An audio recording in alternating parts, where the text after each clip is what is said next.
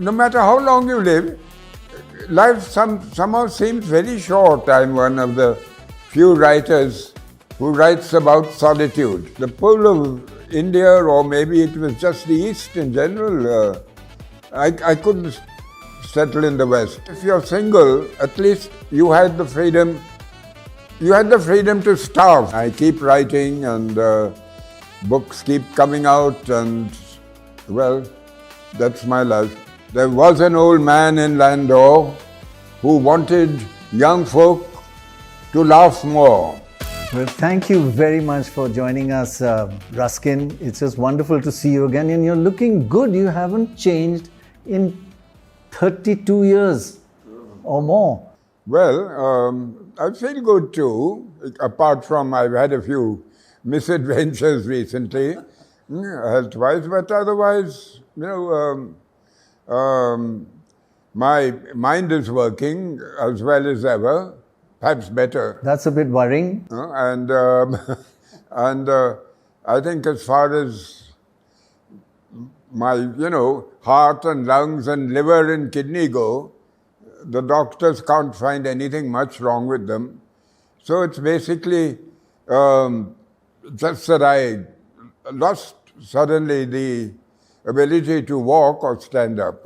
But, at 92, or are you 29? I can't remember. 29 or 92?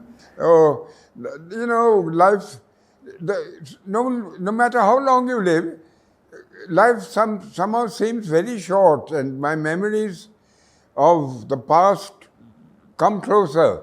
So it all telescopes, into one short period. And then life doesn't seem as long as it seems when we're young, maybe. And in the larger scheme of things, of course, what are we but seconds, when Right. compared to Exactly. Time and space and all that. So we're here to discuss your new book, All-Time Favorite Friendship Stories. All-Time Favorite Friendship Stories.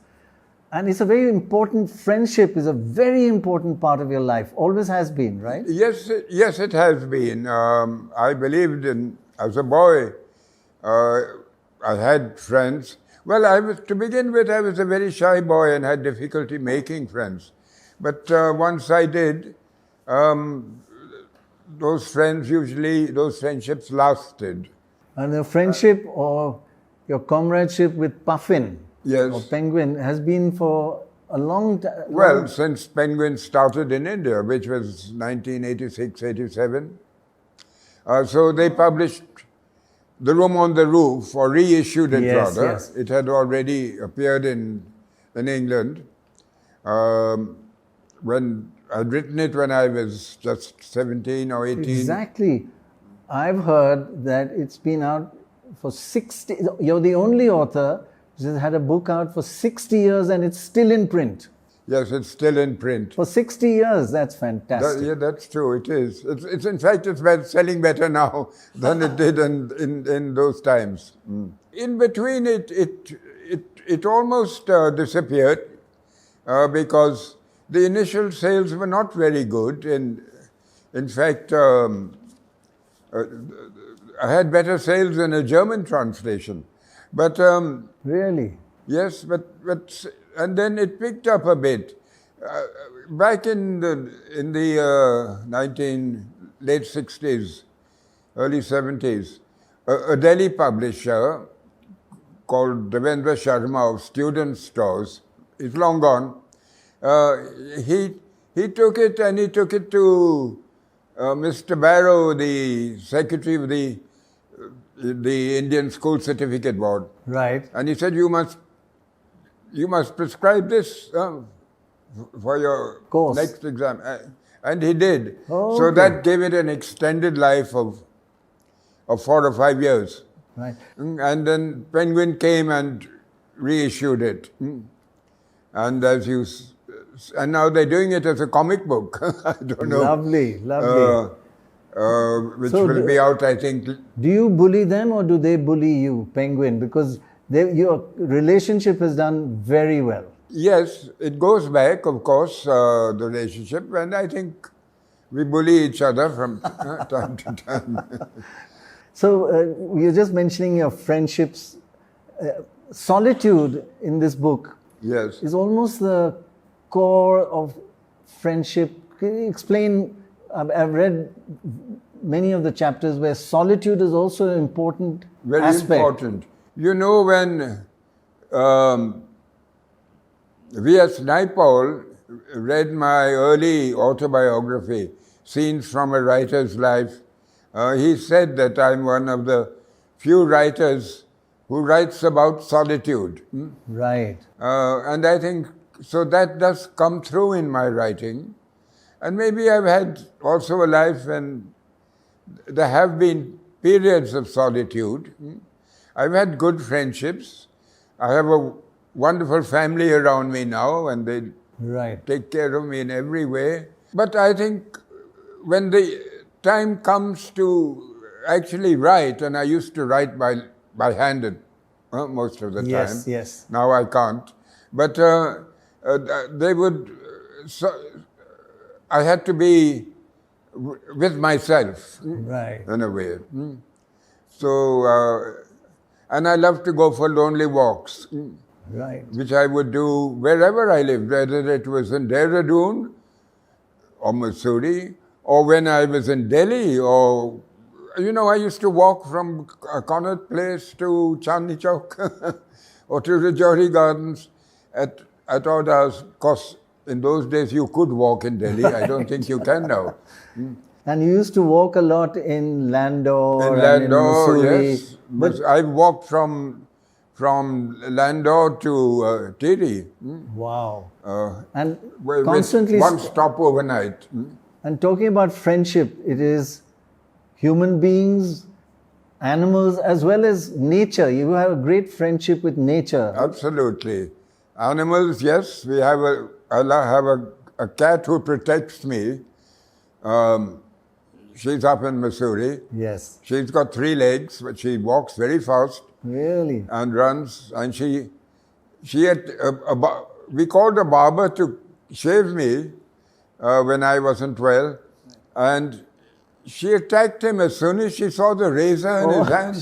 She thought, You know, and she thought it was a weapon and he was coming to do something. She actually clawed him. I remember a lovely bit in the book where before cats, you had a friend as a mouse. That was in London. In London, yes. Yes, I had this attic room, and it was a very gloomy room with fog coming in out of if the window was open, and if the window was closed, the gas would leak. Anyway, this mouse appeared and gave me company for some time. For some time. But nature, of course. As the years have gone by, I've got closer and closer to nature and the natural world, and it's become a part of my writing, a part of my thinking. Yes, yes. And I just feel I'm a part of it. yeah, and you've taught a lot of youngsters I know who walked with you. I've even walked with you and learnt a lot from that friendship you have with nature. Yes, that's true. And yes, I love to. I've learnt over the years say the names of wildflowers. Right, you So know. if I have a youngster with me, a boy or a girl, or an adult even, I'll tell them about the flowers. Yes, yes. Their names, how they got their names. And they love it, love it. Yes, right. Before you went to England and met the mouse, you were at school here and you were a goalkeeper, weren't you? I was a football goalkeeper. I was also a hockey goalkeeper. Wow. But football, I was, yes, the school football captain for 3 years. For 3 years, For my 3 years. I was both a goalkeeper and a halfback, so I would sometimes play in either position. And in other sports too, like hockey and... I must admit that I went last in the marathon. That means you're sensible. I wasn't too fond of running. We used to have a marathon from the town to the school, and on the way there would be these men selling buttas, roasted corn. Right. And that was too much of a temptation. So I would stop to have a butta, and by that time all the other runners would have passed me. No, I think in your book, again, this all-time favorite friendship stories, you mentioned friendships at school, so Yes. games must have been important. Yes. And what about studies?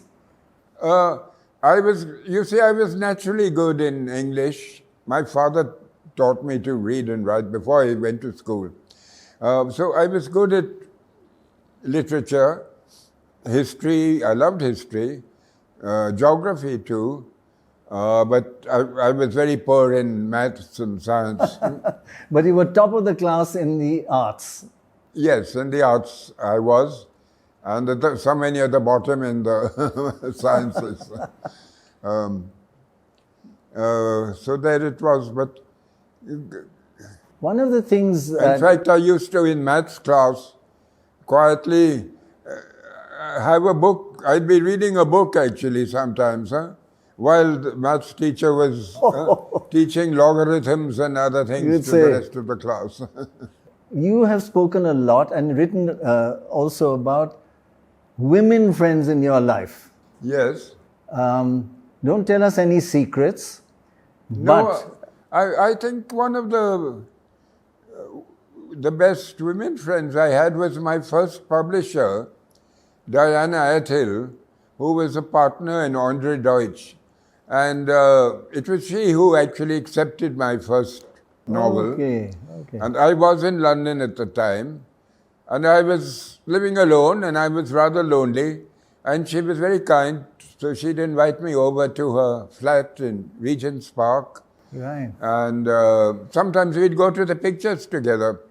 And also I was very fond of theatre.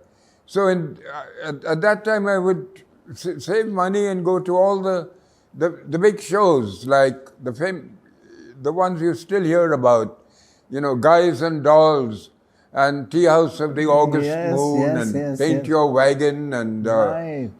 Porgy and Bess. So I saw all these shows, sometimes alone, sometimes with Diane Athill, and then later on, when Wu Fong, my Vietnamese girlfriend, had enough of me. So when you came back, there was a Vietnamese girl who you liked very much, right? Yes, there was. I was in love with her. And did you ask her to marry you? And we were good friends. Well, she used to tell the fortune with tea leaves. Okay, That's one right. way of telling the fortune, we seldom use tea leaves now, we use tea bags. But in those days, everyone used tea leaves. Yes. And they'd leave a pattern at the bottom of the cup. Oh. And you told your fortune looking at that. And she used to tell the fortune very sweetly. And so one day when I asked her to marry me, she looked into the teacup and said, "It's not in the tea leaves, Ruskin." And you had many friends. One of them you might have married, but she said something about you being slow or Yes, something. and I had nothing to offer. I mean, I was still working on my first novel. I was working in an office and getting £5 a week. No, why did she say you're slow? I grew up with an old gramophone, where you used to wind it. Yes, yes, we yes. had a lot of records. And we had a record, I think it was sung by Maurice Chevalier. And it went, "I kiss your little hand, madame. I long to kiss your lips." So I thought as a small boy that the important thing about making love was to kiss somebody's hand, or to kiss the lady's hand. And the lips were a sort of bonus, or something that you got if you were very good. The trouble is I seldom got beyond the hand. But I did on a few occasions, I have to say. But so that's how somebody might have told me I'm too slow, because I should have advanced quicker up from the hand, up up the arm and up the elbow and then up over the shoulders and Now, this is a family channel. yes. And also once I tried to kiss a girl in school, just out of school, and I missed. I mean, I got her on the nose instead of on the lips. So she didn't quite appreciate that. She said, Ruskin, I don't have a cold. No, but you've had so many girlfriends actually who are very much in love with you, but you never married. And whenever you ask why didn't you marry, you would quote some Kipling line. What was that? Oh, it cripples your sword arm. That means what he meant was if you're married, you're tied down to a family because you're going to have children, and then you have to take a job, and you have to work, and you have to forget about being free, as I was as a freelance. Right. You got to earn money every week, every month to feed your family. Right. So your arm is crippled. Whereas if you're single, as I was and stayed and as I remained for most of my life, at least you had the freedom. You had the freedom to starve if you wanted Right. to. No, but you, in the early years of your writing, writers were paid very little. Very little. So you did struggle for quite a while financially, right? Oh yes, I did. You just didn't have a luxurious lifestyle. You struggled for a while. Yes, for quite a long time. In fact, for some time, when I came back from England, I had a room in Dehradun, a small room, from where I worked. You know, I said I'm going to make my living from writing. And in those days, we did not even have any publishers as we have today. They were just educational publishers, you know, but then there were no Penguins and Harpers or Ruper's or, you know, others. So I had to write for magazines and newspapers. So it meant every month turning out anything from 5 to 10 stories and articles. My God. Just in order to make, say, 500 or 600 rupees in a month. And the most you could get was, say, from the Illustrated Weekly of India, 50 rupees. 50 rupees was the 50 rupees for an article. the highest you could get. But did every magazine that promised you 50, did they pay you the full 50 or were there one or two that... No, they would pay the 50. But in one case, I used to write for a little... Well, I would send them all my rejects. A little magazine in Chennai called My Magazine of India. Right. It was Madras then. They were very sweetly, they would send me a 5 rupee money order every time they published a story. So instead of 50 rupees, 5 rupees. With 5 rupees, I could see 3 films, or I could buy 2 paperbacks, or I could go to the chart corner and have with friends and have golgappas and chaat and tikkis. So 5 rupees was something. But one day I got a money order for 2 rupees 8 annas, half my normal payment. So I was very, very indignant. And I wrote them a stinker, as I've often done with publishers. I said, why have you reduced my fees? And they wrote back, they apologized, they wrote back, very sorry, sir. We deducted 1 year's subscription for the magazine. Oh, so you got from your payment. 2 rupees 8 annas and 2 rupees 8 annas for subscription. That's how they made up the 5. Yes. My gosh. But anyway, those 5 rupee money orders were quite welcome. So when you decided to come back to India, so how did you come back? By ship, and how did you pay for that? No. I got the room on the roof, my first novel, it was accepted. Right. So in those days, the publishers gave you a standard advance of £50. So £50 was enough to get me back to India comfortably, because the passage on a P&O liner or any other liner was about 40 pounds. I've been on those P&O liners. Yes. So why did you come back? Oh, sentimental reasons. Just the heart has reasons which reason does not know. And partly I felt I wasn't really, I couldn't see myself spending the rest of my life, in England or the UK.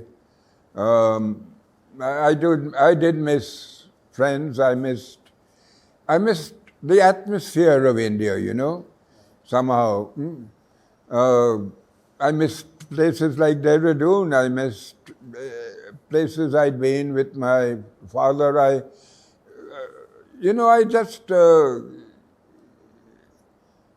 guess it's the place you grow up in, Right. I know I see thousands of Indians finishing school. They go abroad. They never come back, some of them. Right.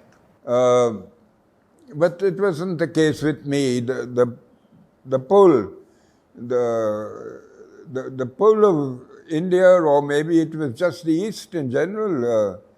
I couldn't settle in the West. So it was just I felt my life had to be here. Right. For better or worse. And it turned out to be wonderful, and you've inspired so many people, including children. You acted in small parts in movies. Yes. Including one with Priyanka Chopra. Yes. And there was a scene where you had to kiss her in that. So, what do you remember of that? Well, she didn't mind, I hope. No. No, it didn't. It was, yes, the only time I've acted in a movie. And Vishal Bhardwaj, the director, gave me that small part.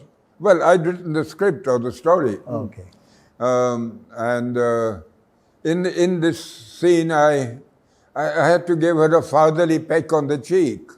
I was playing the role of a priest. You had to kiss her on the cheek. Okay. Yeah, it was a kiss on the cheek. Yeah, it was the cheek. Right. So I did it. We were sitting at a bar in the scene, and so I leant over and said something nice to her and gave her a peck on the cheek. Right. But then Vishal said, Ruskin, please do it again. Let's have another take. Maybe I didn't kiss her in a very fatherly fashion. Or you wanted another take? No, I wasn't at that point wanting another take. I was just doing my job.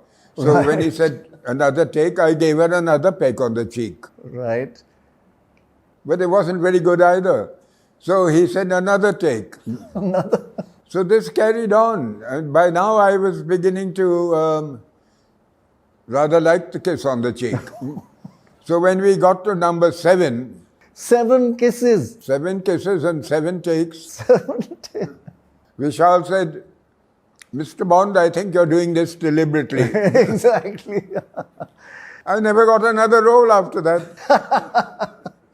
I thought you'd get many more after that. No. Finally, I've heard you sing Indian Bollywood songs. Very badly. Very badly. Sing us one song. No, I've got a terrible voice. All your listeners will go away. No, modesty. Your ratings will fall. You're being modest. There's one Lal Dupatta. No, Lal Dupatta. I can only remember the first line. What is that? You. आ जाओ प्यारे पास हमारे कहीं घबराए सुन अरे बाबू सुन इस champion में बड़ा गुन. And I forget the rest. Some Lakh Dukho Ki or something. Wow, that was lovely. But I used to go to Hindi movies when I was a boy. So I was in love with Madhubala, which was a beautiful girl. You're a limerick. You have told me a number of limericks. There's one about Lucknow. Oh yeah, well, I've written a lot of limericks. By the way, Edward Lear, who invented the limerick, actually visited Mussoorie in 1874. Not many people know this. No. No, hardly anyone knows it.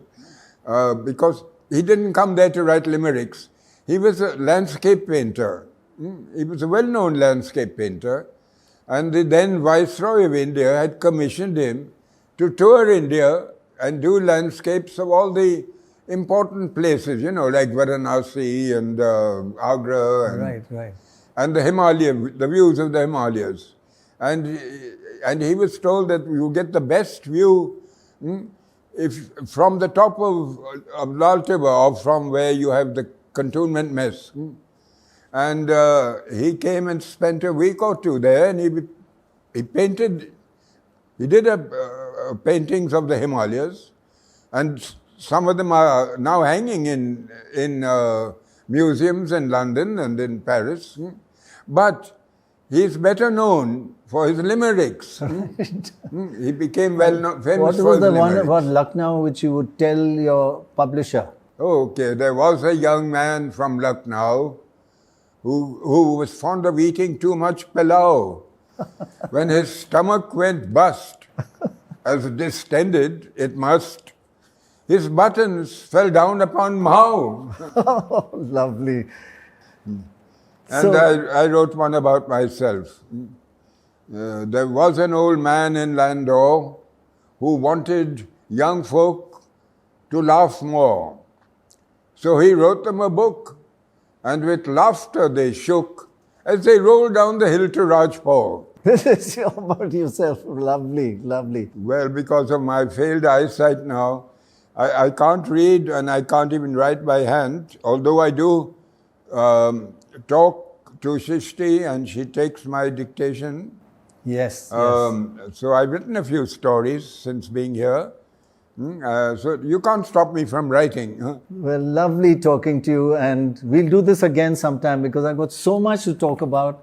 But there's a whole audience out there waiting to listen to you. Okay. God bless you. Lovely to see you again. Thank you, Prannoy. I enjoyed this, and I didn't think I'd be still doing a television interview. Well, if you write books like this with Puffin, it's called All-Time Favorite Friendship Stories, and it's beautiful. Well, I really enjoyed it. It's all important, and I keep writing, and books keep coming out, and well, that's my life. When you told your mother you wanted to be a writer, what did she say?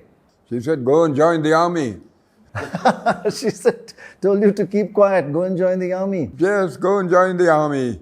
Well, there wasn't much else one could do in those days, Right, right. So many boys came out of school, and their main ambition, I'm talking of the 1950s, their principal ambition was to get into the NDA, the JSW or the NDA. You've done so well, but they say behind every successful man is a surprised mother. Would she have been surprised? Oh, at my success? Yes. I don't think she'd have believed it. Thank you very much again. Thank you. Thank you.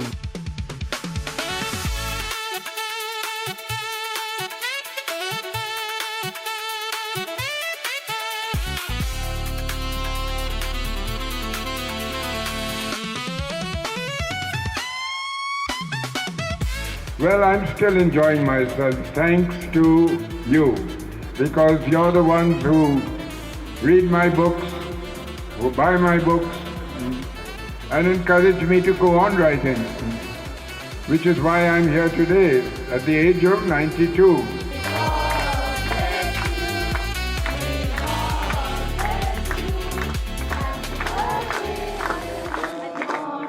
Every day should be a birthday.